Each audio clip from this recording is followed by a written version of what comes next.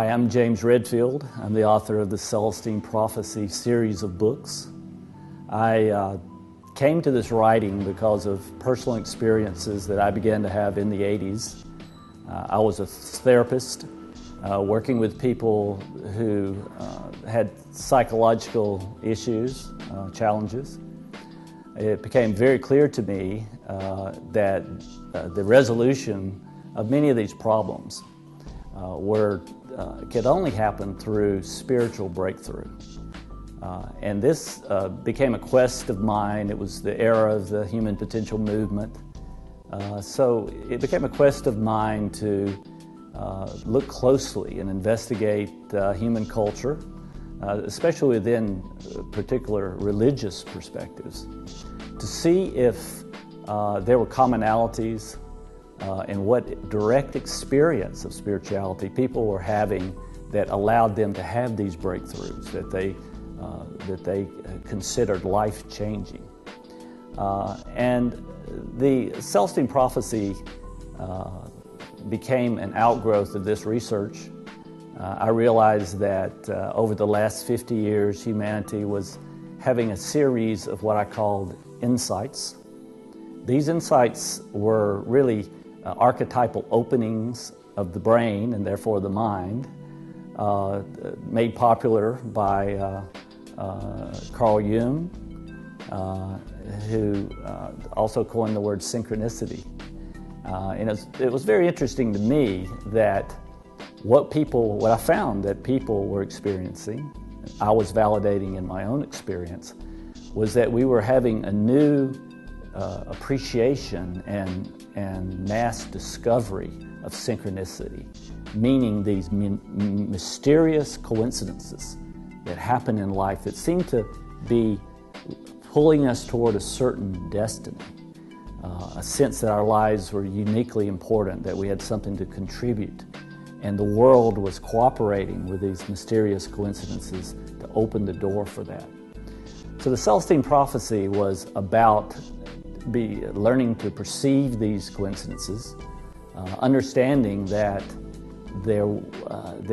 we also were opening the right side of our minds and brains in a way that allowed us to have these spiritually based guiding intuitions, hunches, urges that we were learning to identify. And it became clear that the way that this synchronistic flow was working for all of us was that we would first have an intuition. It would put us into a place. It would lead us to talk to the stranger in the elevator or on the train, or to go to a bookstore, to call a client in our business just at the right time. And thereafter, we would be in the perfect place for this contact, usually with another person, to give us information that we found to be arriving just at the right time for our destiny to unfold. The other books in the Celestine process also talked about and pointed to other breakthroughs that people were learning to perceive, a sense of higher perception about relationships, an identification of the problem with power struggling of the ego in relationships, and the ability to transcend that by not participating in these games, but speaking directly to the soul of the other person and uplifting them at the same time. Of course, this had the result of bringing more information out of a person to provide a synchronistic event for us. So it was a way to have more synchronicity, more a sense of the universe opening up to our soul's destiny. The subsequent books talked about individual breakthroughs after that. The 10th Insight described a period in the later 90s where we all became suddenly interested in the afterlife, heaven, not as an imaginary or mythic place in literature or scripture, but as a real dimensional place where there was a rich culture, spiritual culture already there, and recognizing that this is the place from which we come, with a mission, and to which we return after this life.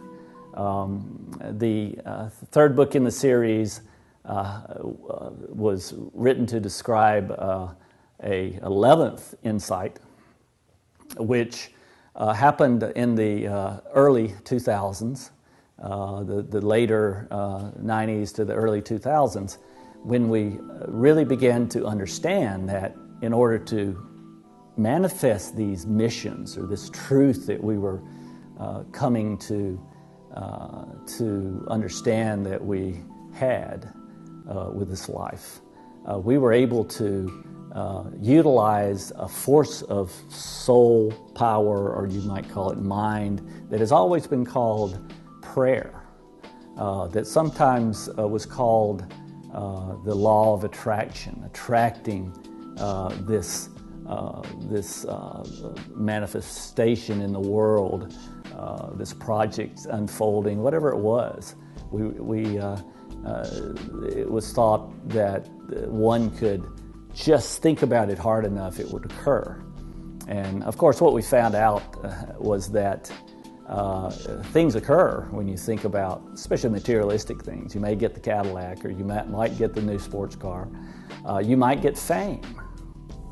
But if those creations came too much from ego, then what we had always was a correcting force operating in the world that was there to push us in another direction. So during those years, we really discovered personally, I believe, many of us, that creating in this world was much different than just thinking about something over and over again.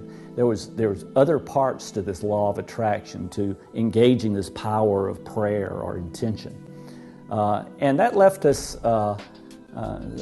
in a place where we were looking anew at creativity, spiritual creativity in the world, all the way until about 1997 or 8, when suddenly many of the financial assumptions in the world began to break down. Suddenly the economy and economic life could not be just counted on to be automatic. That the idea of success itself in life was suddenly thrown into question, precisely, synchronistically, at the time when we needed to develop a whole nother way of life that instituted a full law of attraction or positive karma in the world. This is the content of my new book, The 12th Insight, which I've been exploring, learning about, experiencing myself for 8 or 9 years.